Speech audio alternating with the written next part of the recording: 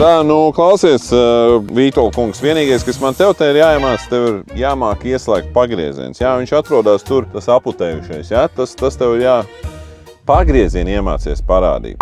Ja tev vēl nav autovadītāja tiesības, tad man tev ir sliktas ziņas, jo CSDD rosina dažādas lietas, lai viņas būtu grūtāk un sarežģītāk nokārtot, tas nozīmē arī dārgāk un iespējams daudz to nevarēs atļauties. Bet ir arī labas ziņas. Man draugi no Bava autoskola ir izdomājuši daudz jaunas modernas risinājumus, lai tev šī te mācīšanās būtu ātra, efektīva un arī interesanta. Un pats foršākais, viņu mājaslapā var izbraukt virtuālo maršrutu cauri dažādām pilsētām un apskatīt visas viltīgās vietas, kur eksāmenā tevi varētu izčakarēt. Un, protams, šajā te autoskolā visu pierakstus tu vari kārtot online, arī ar visiem instruktoriem, visi kārtībā, un pats foršākais teoriju tu vari klausīties attālināt, tātad mazliet ietaupīt arī savu brīvo laiku, kurš noteikti tev galīgi nav. Un varbūt šajā te Bava autoskolā pat atsaldēts bembists iemācīsies parādīt pagriezienu. Un, sapsit, visu informāciju šajā te adresē droši piereģistrējies un sāc mācīties un tiec pie savām autovadītāju tiesībām.